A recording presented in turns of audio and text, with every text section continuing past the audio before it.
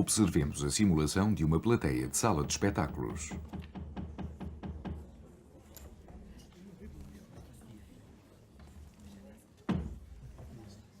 Todas as cadeiras foram ocupadas e ninguém ficou de pé. Podemos concluir que o número de pessoas e o número de cadeiras é o mesmo. Vamos analisar a situação com 4 pessoas. A Maria, o João, o Carlos e a Helena. Eles vão sentar-se em 4 cadeiras. A Maria senta-se na cadeira C3, o João na cadeira C1, o Carlos na cadeira C2 e a Helena na cadeira C4. Vamos dar um nome a esta correspondência. Chamamos-lhe φ. Assim, podemos dizer que Maria está na correspondência φ com a cadeira C3 e escrevemos Mφ C3. Também temos Jφ C1, Cφ C2 e Hφ C4.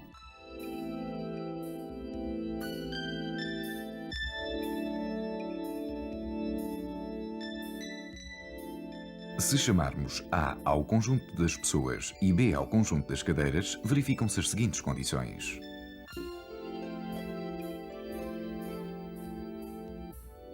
Para todo o x pertencente a A, existe um e um só y pertencente a B, tal que x está em relação φ com y.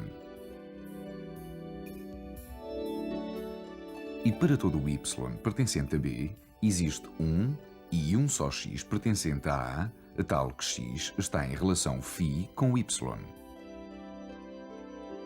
Uma correspondência que verifica estas duas condições chama-se correspondência biunívoca.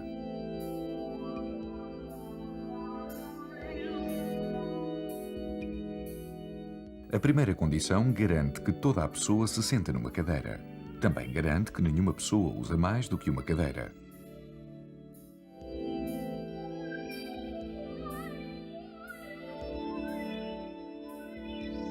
Numa correspondência biunívoca, esta situação não é permitida. A segunda condição garante que nenhuma cadeira fica vazia.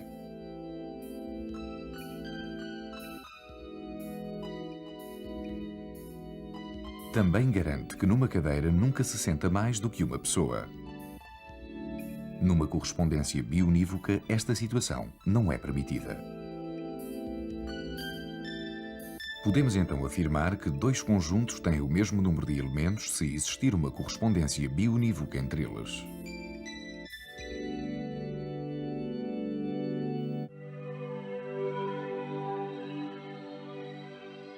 Vamos agora ilustrar o princípio da indução matemática com as peças de um jogo de dominó.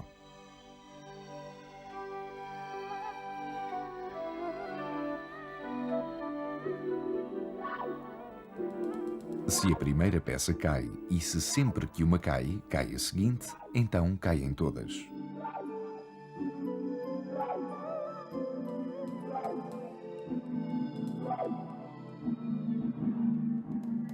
Isto é, se uma propriedade é válida para 0 e se sempre que é válida para n é válida para n mais 1, então é válida para todos os números naturais. É o princípio da indução matemática. Na notação da lógica, representamos-lo desta forma. Se P de 0 e sempre que P de n, então P de n mais 1. Então para todo n, P de n.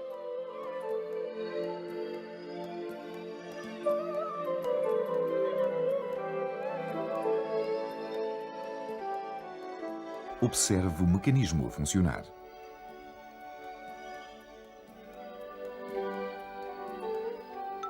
Se a primeira peça cai e sempre que uma cai, cai a seguinte, então a peça 1 cai.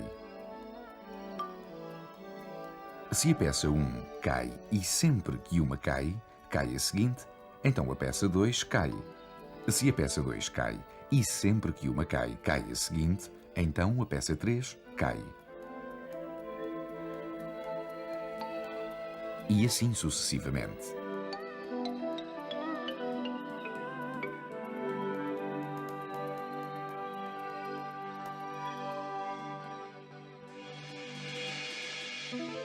Ilustremos através de uma representação gráfica os coeficientes binomiais. Quantas possibilidades há de escolher 2 lugares dentro de 4 lugares? Há 6 possibilidades. Vejamos.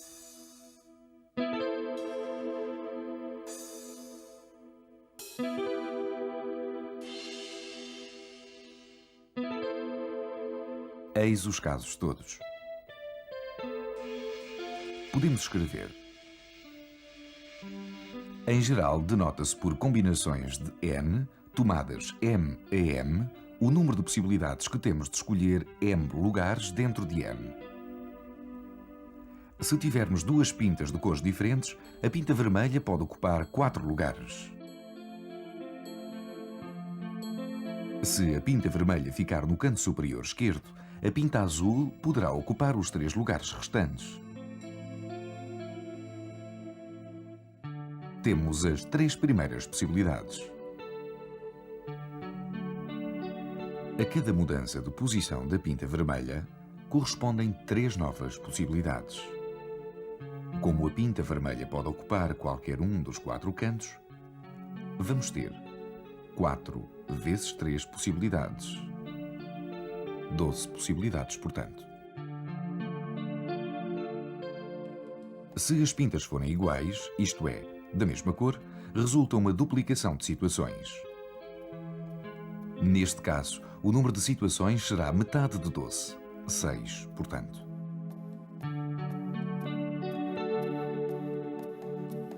São as combinações de 4, tomadas 2 a 2.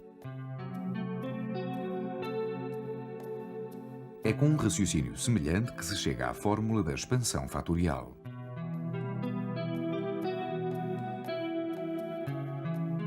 Quantas possibilidades há de escolher 2 lugares dentro de 6? Pela fórmula da expansão fatorial, há 15 possibilidades.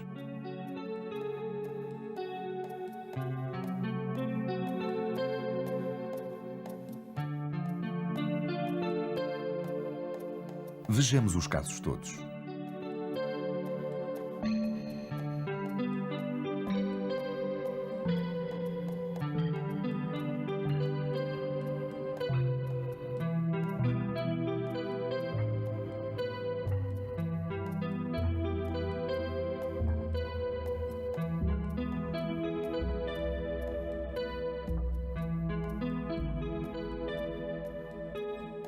E quantas possibilidades há de escolher 4 lugares dentro de 6? Veremos que são as mesmas 15. Quando se escolhem 2 lugares dentro de 6, também podemos considerar que se escolhem os 4 lugares restantes. Então, para cada uma das situações anteriormente encontradas, vamos considerar as escolhas complementares.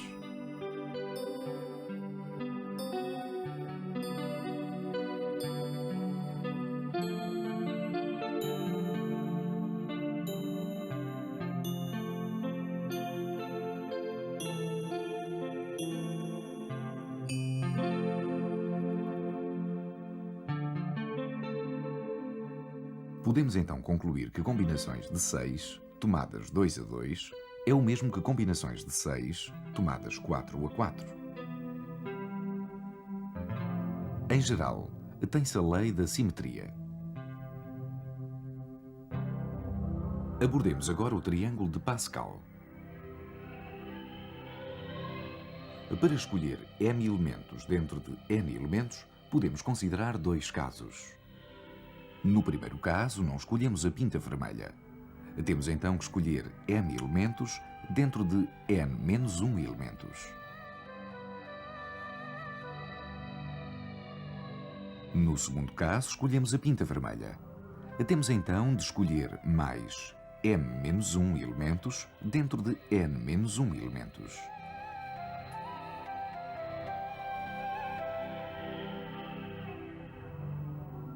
Como estes 2 casos são exaustivos e mutuamente exclusivos, deduzimos a lei de Pascal.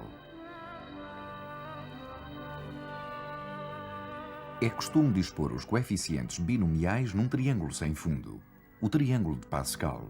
Os coeficientes nos lados deste triângulo são iguais a 1. Os coeficientes do interior do triângulo de Pascal calculam-se através da fórmula dada pela lei de Pascal. Cada coeficiente é a soma dos dois coeficientes acima.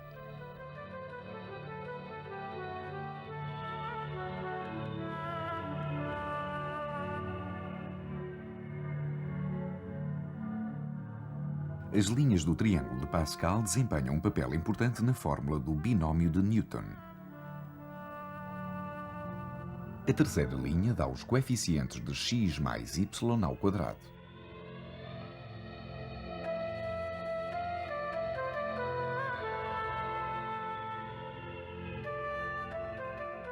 A quarta linha dá os coeficientes de x mais y ao cubo.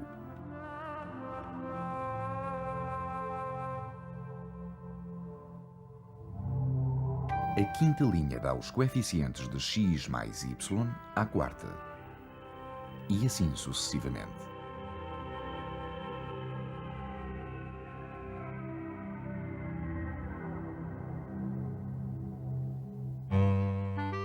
Para terminar, vejamos uma representação ficcionada do conceito de infinito.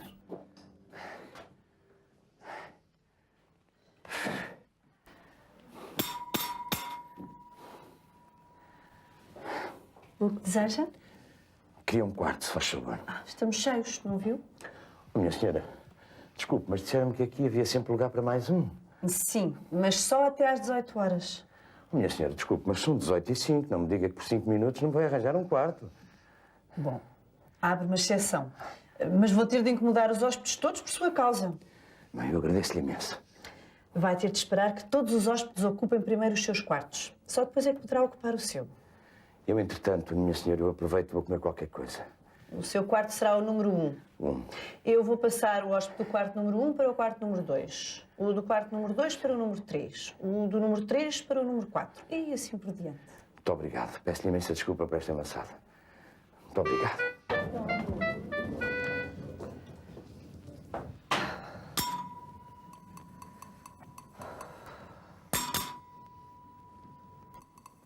O que deseja? Tenho um grupo de turistas lá fora no autocarro. Precisamos de um sítio para pernoitar. A pensão está cheia. Estamos numa situação aflitiva. Já fomos a vários hotéis, mas está tudo cheio. Houve uma falha nos nossos serviços, não reservaram um hotel para hoje. Não sei o que possa fazer. Mas disseram que nesta pensão há sempre um quarto extra. Por vezes, mas só até às 18 horas. Quantos quartos precisa? Tenho um número infinito de turistas no autocarro. Um turista por cada número natural. Um número infinito? Mas isso é muita gente. Esta situação já me ultrapassa. Eu vou chamar o gerente. Boa tarde. Boa tarde. A dona Isabel contou-me o que se passa. A responsabilidade é vossa. Andarem com um grupo tão grande de turistas sem terem feito reservas. Foi uma falha nos nossos serviços, uma situação sem exemplo. É mesmo uma urgência. Consegue arranjar-me os quartos? Isto é contra todas as normas. Mas como se trata de uma urgência, eu vou ver o que posso fazer. Muito obrigada. Vou fazer o seguinte. Passo o hóspede do quarto número 1 para o quarto número 2. O hóspede do quarto número 2 para o quarto número 4. O do número 3 para o quarto número 6, etc. Assim os quartos ímpares ficam vagos. E o seu grupo pode ocupar estes quartos. Muito obrigada.